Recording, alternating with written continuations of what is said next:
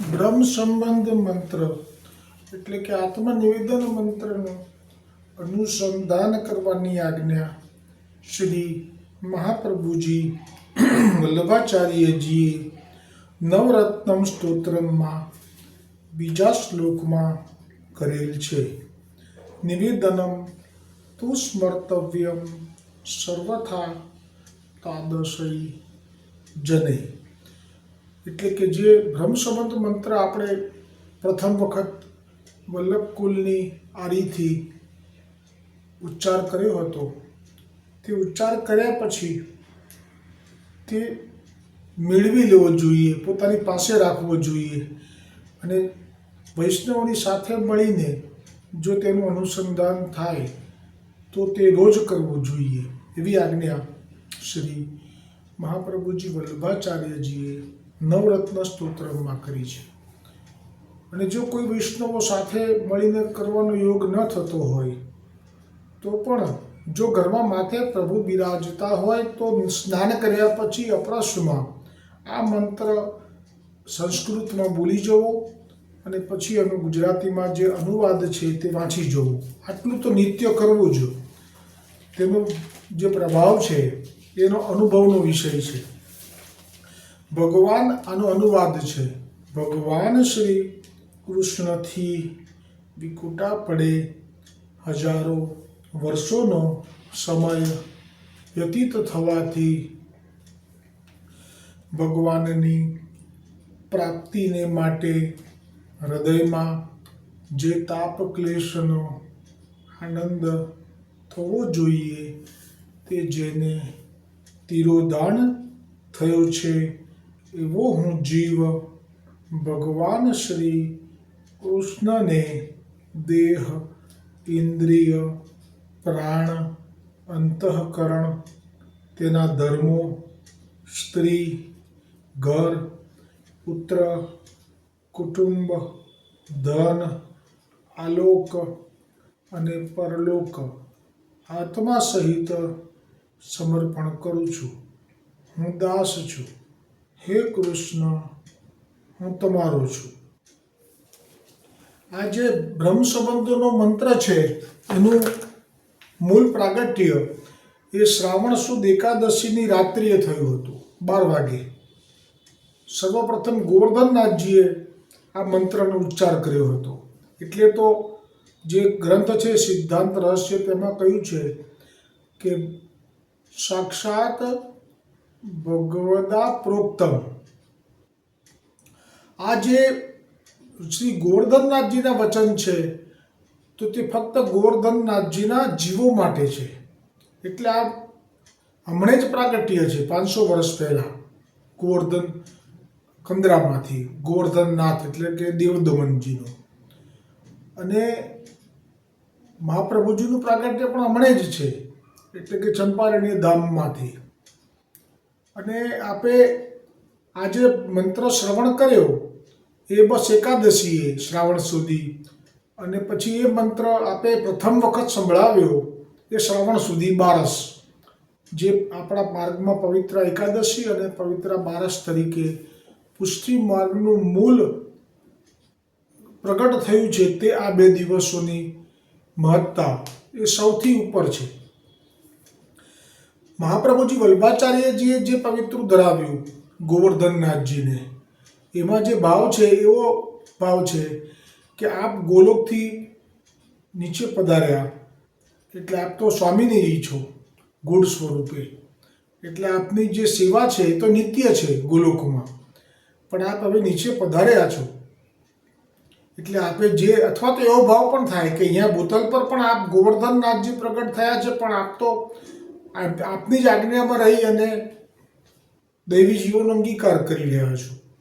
એટલે આપની જે સેવા છે એ જ્યારે આપ સન્મુખ હો છો ત્યારે કરી શકો છો, પણ જ્યારે આપ ચાલી જાઓ છો યાત્રા કરવા વિજય કરીને ત્યારે આપ નથી કરી શકતા. તો એ જે સેવાઓની વચ્ચે જે રહી જાય છે કરવાની, આ તે ભાવ સાથે 365 તારણનું પવિત્ર એ ધરવાનો જે ભાવ છે વલ્લભ ગોવર્ધનનાથજીને જે ધરે છે એમાં તે ભાવ છે.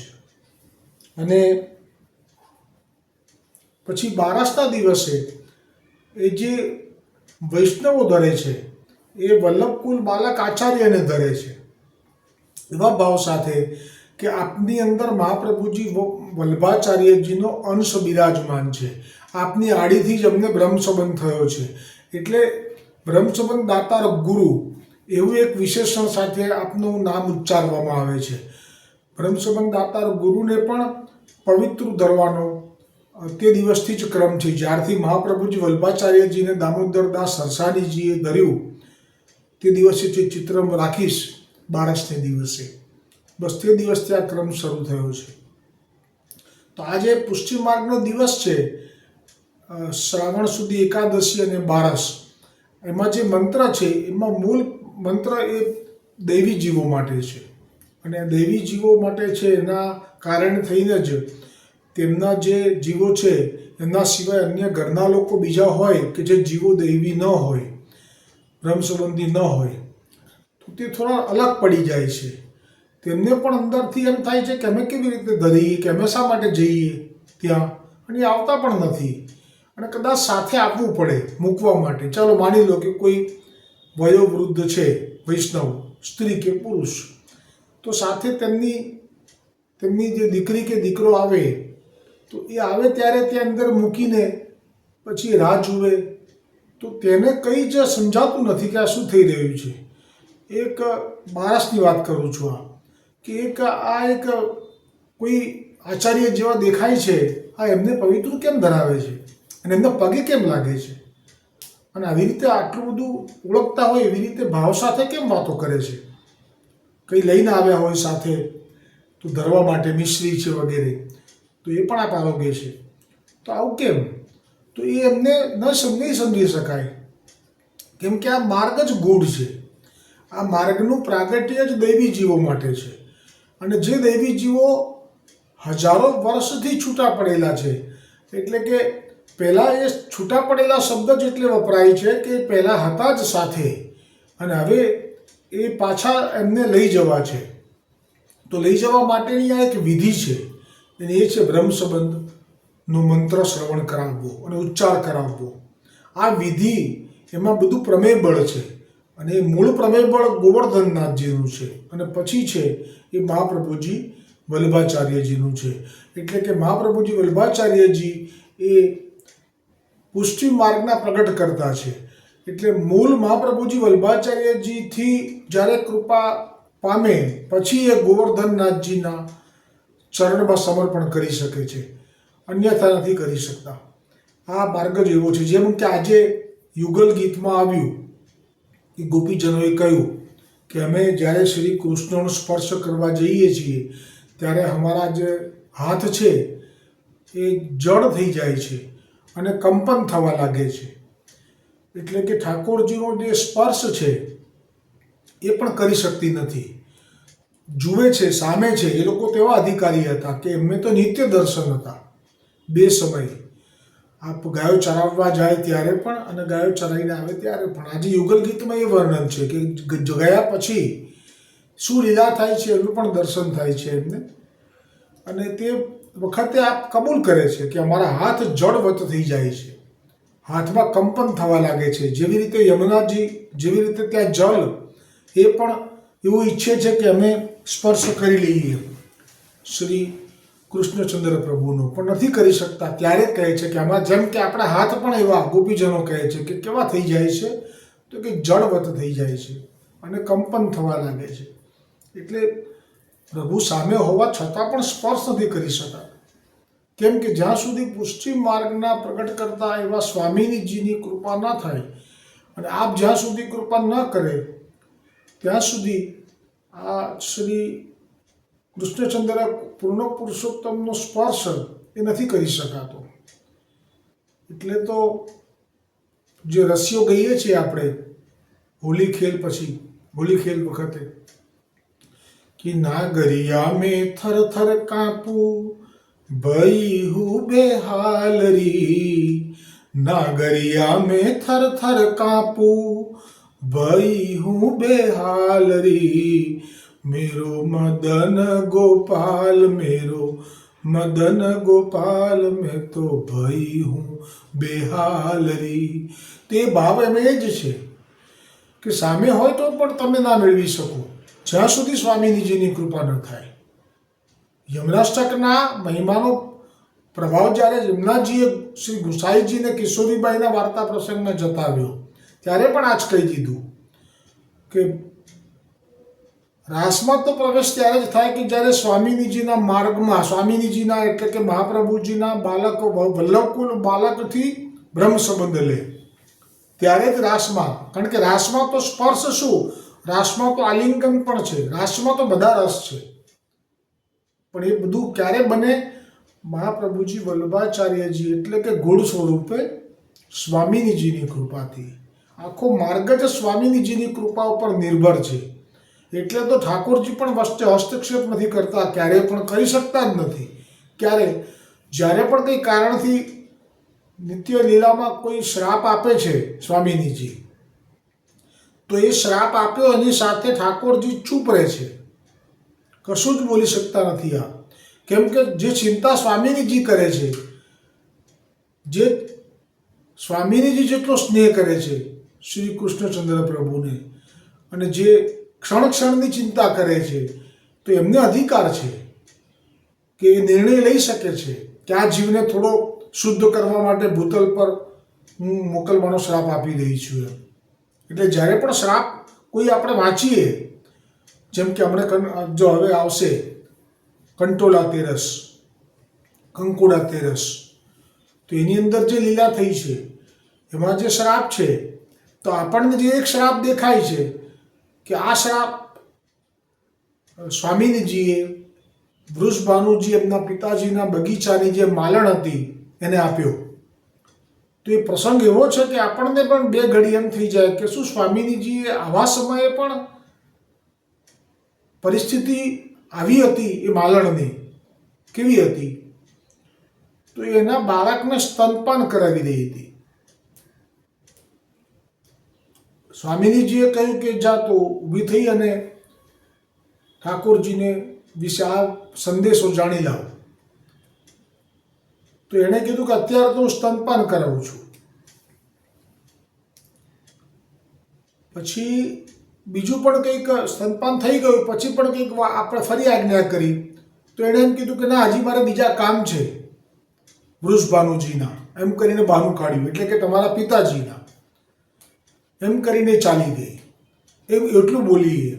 પછી સ્વામીજીએ કહ્યું, જે શબ્દો વાપર્યા એ મને યાદ નથી અત્યારે, કારણ મને શ્રાપ આપ્યો કે તું ભૂતલ ઉપર પડ. પછી વિનંતી કરી અને કદાચ કીધું કે હા ઉદ્ધાર થશે. પણ આપણને એવું દેખાય છે કે આ કારણે જે શ્રાપ આપ્યો છે એમાં આટલું જ કારણ છે, પણ એવું નથી હોતું.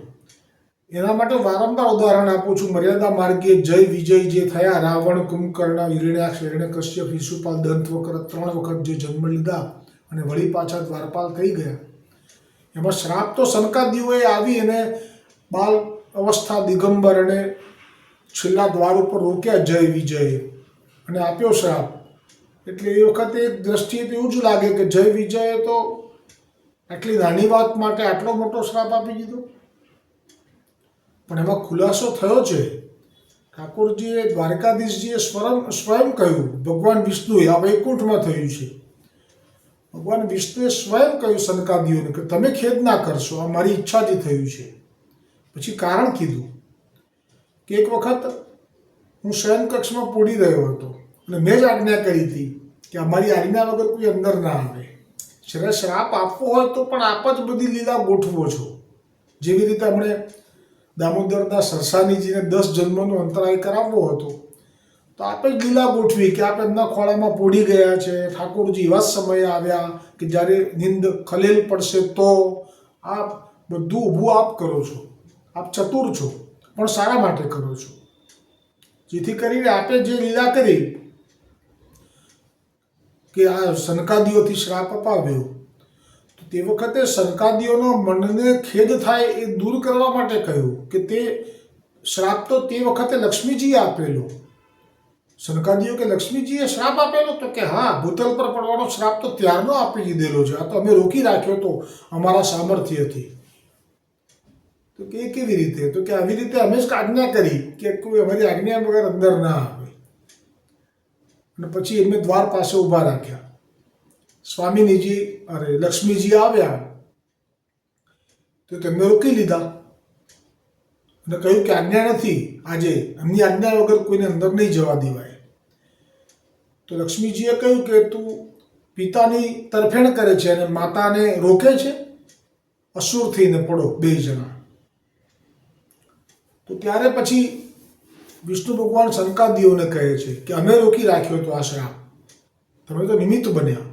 પછી તો શંકાદીઓએ પણ જાણ્યું કે આનું હજી કારણ શું છે, કે શા માટે આવી રીતે જ મજબૂર કર્યા કે શ્રાપ મળે જ લક્ષ્મીજીનો. કેમ કે આ તો આપે જ કહ્યું હતું કે અમારી આજ્ઞા વગર કોઈ ના આવવું જોઈએ અને લક્ષ્મીજી આવ્યા.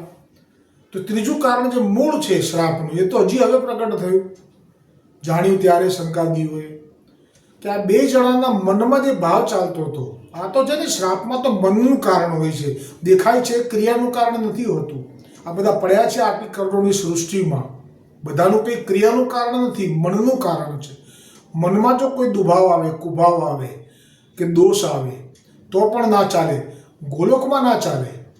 ભૂતલ ઉપર કલિયુગમાં મનથી દોષ કરો તો ચાલે, પણ પુષ્ટિ માર્ગમાં તો તોય ના ચાલે. પુષ્ટિ માર્ગમાં તો મનથી દોષ કરો તો પણ એના પરિણામ ભોગવવા પડ્યા છે. એનો પ્રસંગ મેં ગઈકાલે જ જોયો. મનથી દોષ કર્યો કોણે? કપૂર ક્ષત્રિય જલદરિયાએ. એ કપૂર ક્ષત્રિય જલદરિયા જે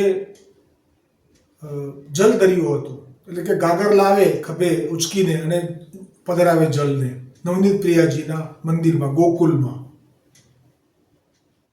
કે અડેલમાં, મને બરાબર યાદ નથી. હવે સંઘ આવ્યો, અક્કાજીએ બધાને ઘી પીરસ્યું, ઠાકોરજીની લીલા થઈ, એમનામાં ઘી ઓછું પીરસ્યું. તો મનમાં વિચાર આવ્યો છે આ કે બધાને ઘી વધારે પીરસ્યું અને હું તો આટલી બધી સેવા કરું છું, મારા ખભા ઉપર ઘડા ઉચકીને જલની સેવા કરું છું અને મને ઓછું કેમ? મનમાં વિચાર આવ્યો. તો કલિયુગમાં મનથી કરેલું પાપ એનું ફળ ભોગવવું પડતું નથી, પણ એ સાધારણ જનો માટે, પુષ્ટિ જીવો માટે તો અનન્યતા. એમાં જો ચૂક આવી તો પુષ્ટિ માર્ગમાં તો આ બધું જોવાતું નથી કે કલિયુગ છે, મનનો દોષ છે, કશું જ નહીં. સીધા ગોવર્ધનનાથજીએ જાણ્યું કે આણે તો સેવાના બદલામાં ઘી જોડે સરખામણી કરી, એટલે વાત કરવાની બંધ કરી દીધી. કેમ કે કલિયુગમાં વાતે ક્યાં કરે છે પ્રભુ? આ તો કૃપા માર્ગ છે એટલે વાત કરે છે. કલિયુગમાં વાત કરે, પ્રગટ થાય અને વાત્સલ્ય કે રતિનું જે ભાવ હોય એનું સુખ આપે એ ક્યાં હોય? એટલે જે મળે છે સામે પછી બંધન પણ છે. એટલે પછી એનો દોષ અપરાધ એવો પડ્યો કે ગોવર્ધનનાથજી એને સાનુભાવ જતા હતા, રોજ વાત કરતા, કપૂર જલ લાયો, કપૂર મેરે લીએ ये ગુસાઈજી સો કહે કે મંગવા લે. આવી રીતે બધી વાતો કરતા. બધું બંધ કરી દીધું. એટલું જ નહીં, એટલો બધો ગુસ્સો હતો કે આવું કેમ કર્યું? સેવાનો બદલો જે આપણે આશ્રયનું પદ એટલે જ લઈએ છીએ ને, બિના મોલ કો ચેરો. અને આ આવી ગણતરી કરી. પછી તેનો જન્મ પણ શૈવ ધર્મના ઘરમાં, ઘીના કોઠારો ભરેલા, પણ વલ્લભ વિઠ્ઠલ શ્રી કૃષ્ણનું નામ નિશાન નહીં ત્યાં કર્યો. પણ છેવટે સ્મૃતિ રાખી, કેમ કે આપે જ વચન આપ્યું છે બ્રહ્મસંબંધ મંત્રનું દાન કરીને કે હે વલ્લભ, આપ અને આપના વંશમાં જે કોઈ પણ આ બ્રહ્મસંબંધ મંત્રનું દાન કરશે અમે એનો ત્યાગ નહીં કરીએ. ને એમાં કંઈ ઉપકાર નથી, આપણે લીલાના જીવોને પાછા લઈ જવા છે, પછી દોષ જોવા જ નથી. પણ તોય લીલા થઈ ગયા.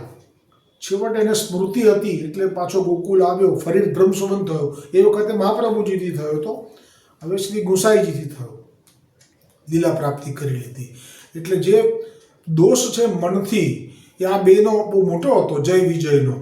એ જય વિજય એમ કીધું કે તમે અમને ચતુર્ભુજ રૂપ આપ્યું, બધું સાચું, પણ તમે બે વસ્તુ અમને નથી આપી. બોલ્યા નથી, બોલવાની તો શું હિંમત કરે? મનમાં વિચારે છે કે આ ભૃગુ લાંછન એ તમે અમને નથી આપ્યું. ભગવાન કે સારું જે નથી આપ્યું, તમારી તાકાત છે ભૃગુજની લાત ખાવાની. અને બીજું, તમારા પાસે લક્ષ્મી છે, અમારી પાસે તમારી પાસે લક્ષ્મી દેવી છે, અમારી પાસે નથી. તો લક્ષ્મી દેવી પ્રત્યેનો ભાવ એમનો એ જ્યારે પડ્યા ત્યારે દેખાયા જ છે ને. રાવણ કુંભકર્ણ કોની પાછળ પડ્યા? રાવણ કોની પાછળ પડ્યો? સીતા માતાની પાછળ. એ લક્ષ્મીજીનો અવતાર છે. પછી જે ભૂમિદેવી છે એ પણ ઠાકોરજીની પત્ની છે. એ હિરણ્યાક્ષ અને હિરણ્યકશ્યપ, હિરણ્યાક્ષે ભૂમિદેવીને જ્યારે લઈને આવતા હતા ઠાકોરજીને લડવા બેઠા, અને એ બધી વાતો શિશુપાલ રૂકમણીજીની પાછળ પડ્યો. એટલે આવી બધી વાતો હોય છે. પૂરેપૂરી વાત તો બહાર નથી આવતી, પણ સ્વામિનીજી એ જે કરે છે એમાં ઠાકોરજીના સુખનો વિચાર હોય છે. એટલે ત્યાં કોઈની કોર્ટ નહીં, ત્યાં કોઈ સુનવાઈ નહીં, ત્યાં કોઈ સુપ્રીમમાં અપીલ નહીં. સ્વામિનીજી બોલ્યા એટલે થઈ જાય. એટલા માટે જ પુષ્ટિ માર્ગમાં મહાપ્રભુજી વલ્ભાચાર્યજી એ સ્વામિનીજીનું સ્વરૂપ છે. એમના શરણે આવી ગયા છે. કોઈ પણ જીવો હવે એમને કોઈ બંધન નથી, કોઈ સંસારનું બાધક થઈ શકવાનું નથી. હવે એમને નિત્ય લીલામાં પ્રાપ્તિ થવાની જ છે. એમાં એવું કહ્યું છે કે જો કોઈ સેવામાં અને અસમર્પિત ન લે અને એ બધું અનુસરમાં વિરત તાપ કરીને રહે તો એક જ જન્મમાં, પણ શિથિલ થઈ ગયા હોય તો 3 જન્મનો અંતરાય છે. તો એ તો બધી પહેલાંની વાતો છે. અત્યારે તો માની લો ને કે આ બધા 2 જન્મનો અંતરાય ભોગવીને આ 3જા જન્મના અંતરાયને ભોગવી રહ્યા છે. એટલે હવે સીધી લીલા પ્રાપ્તિ થવાની છે. એવો આ બ્રહ્મસંબંધનો મંત્ર, એનું દાન એ બસ આ એકાદશીએ ઠાકોરજી કરશે, 12સે વલ્લભ કરશે. બ્રહ્મ સંબંધ મંત્ર કી જય હો, ગોવિંદ ઘાટ કી જય હો, ગોવર્ધનનાથ કી જય હો, વલ્લભાધીશ કી જય હો.